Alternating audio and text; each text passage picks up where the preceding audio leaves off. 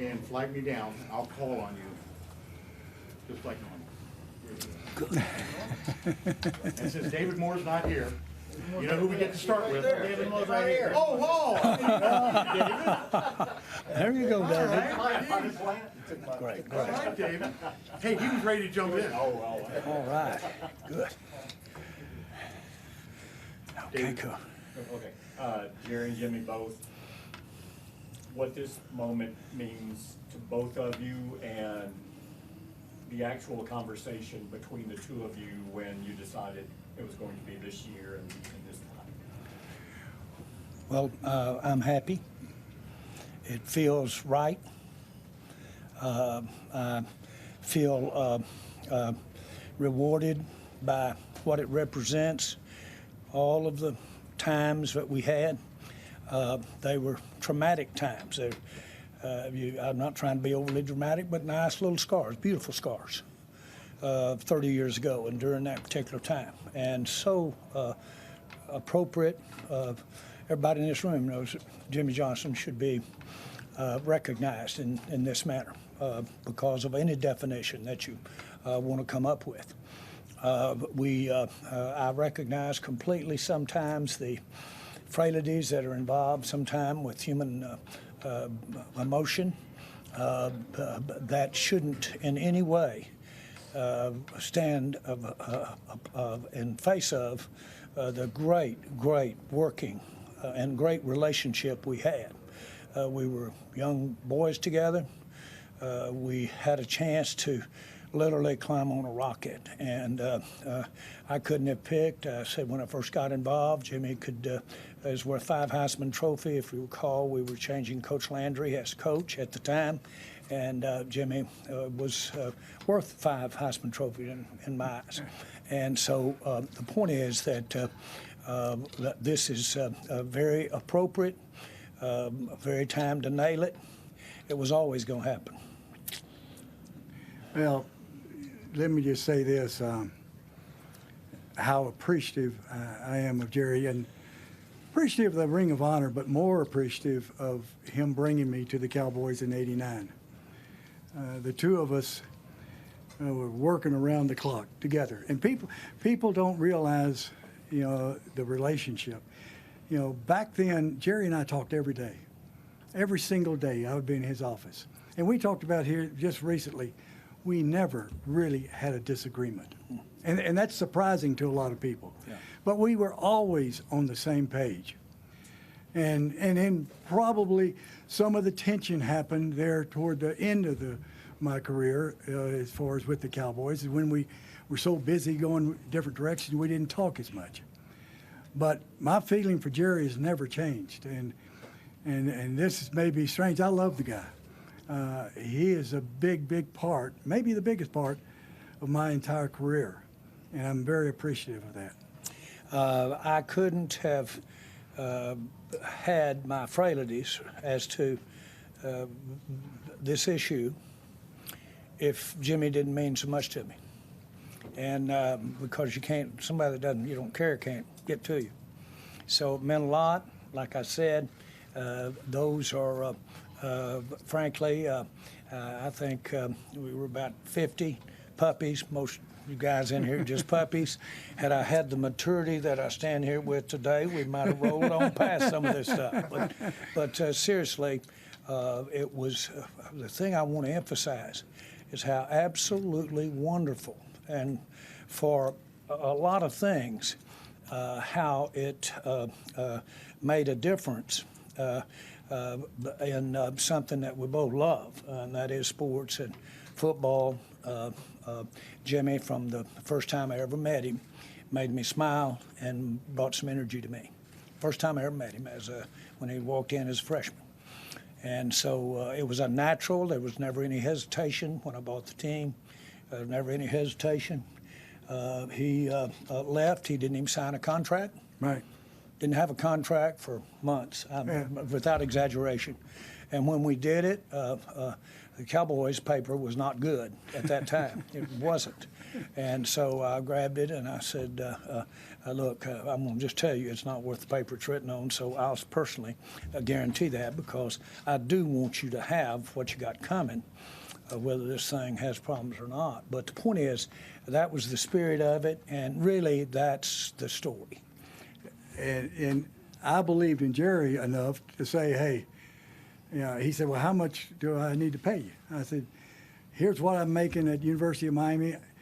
I'll just come for the same amount of money, just I don't want to cut and pay. And Jerry said, we'll take care of you, which he took care of me. But, people don't realize, because that was a long time ago.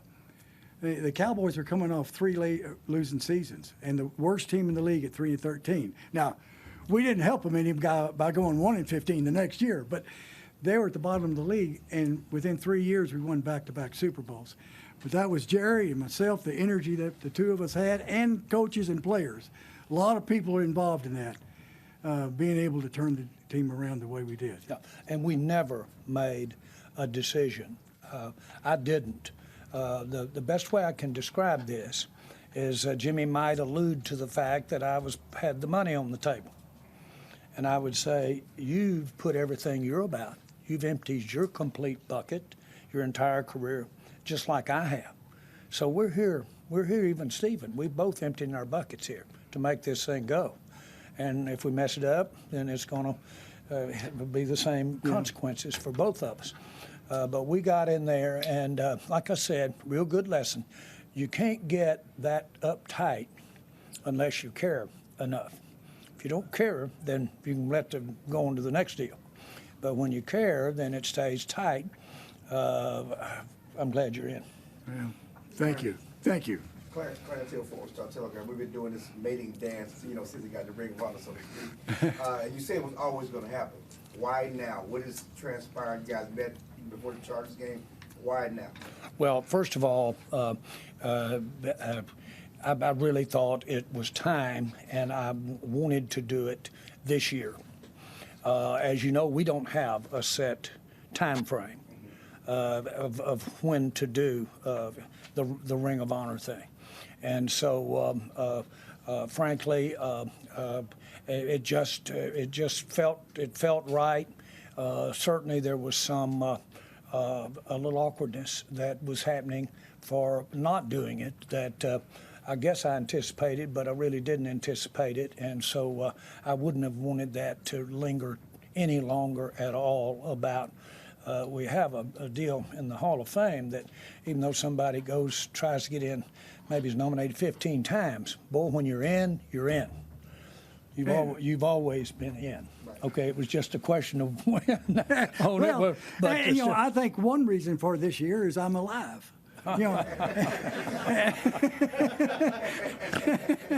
Because he's always told me I was going in. At Carolina, you could have done it, this is back in Dallas. Why at Carolina? Was it logistics? Or what made it right to do it at the Carolina game? Well, I can speak for me. Jimmy can speak.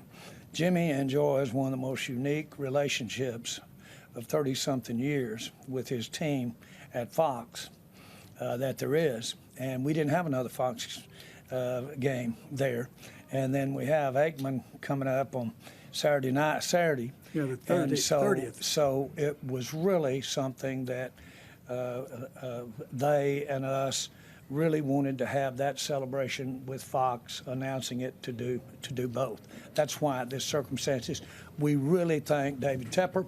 Really want to thank him and any sensitivity that we have here for letting us be together like this on our game here. And but that's the reason for this. And so we can get it in this year. We had salute to service at home last week. Todd Archer with ESPN. It's been 30 years since you guys were together as coaches and everything. Did it take you a while to realize how good you guys were together than maybe when you guys were apart? Well, I'm going to speak first. I never had a time when I didn't have an appreciation for his competence and skill level, ever. And so I've always had that appreciation. Had that appreciation when we parted. I knew that at that particular time. And so that has never been an issue. It was, without a question, one of the best things that I've been a part of when we made the change with Coach Landry and brought in Jimmy. And it, in my mind, it really changed things. And I'll go so far as to say in the NFL, not just with the Cowboys, it changed things. And so that, I've always realized that was a very special time. It was kind of unique to be around someone that you've got a backlog of some experiences with.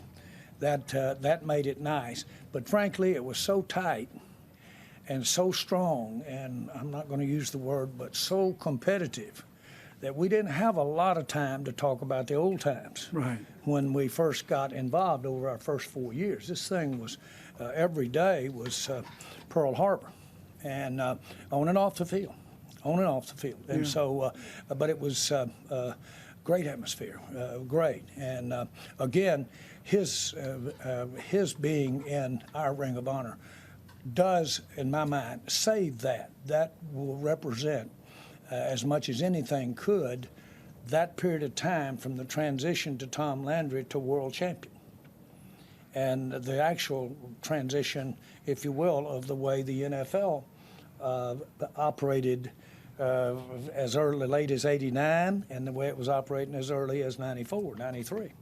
And so this is a little bit of the poster child there. And you look at Jerry and myself, we're both extremely competitive, extremely competitive. And he wants to be the very, very best. And I want to be the very, very best. And Terry Bradshaw made mention to me, we were together at the Hall of Fame, and I saw Jerry. And every time I'm with Jerry, we tell old stories and laugh and cut up and have great, great memories, because both of us are extremely proud of what we were able to do. And Bradshaw told me, he said, geez, he said, you two guys, when you get together, it's like two brothers. There's a strong feeling between the two of you. And so that's why people have never really understood the relationship.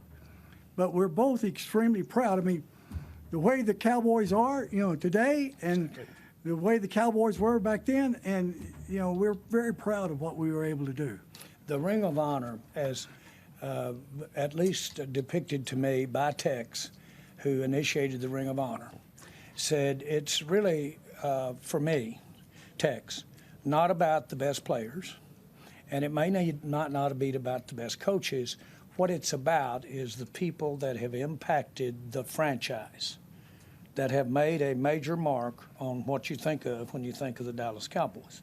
That's why you're in there, because you've done that. All right, we're gonna have to wrap up. The game has started, and we're Oh, boy, gonna okay. head up to go. Yeah. Okay, Okay. I'm calling Thank the you. plays. Yeah. Out here. I'll quote you on that. Congratulations, Jimmy. Thank you. All right, Thank no you. problem. Thank you. Thank you. All right, thank you. Hey, look at here. Thank you. Guys, y'all okay on questions? We'll get some questions. Okay.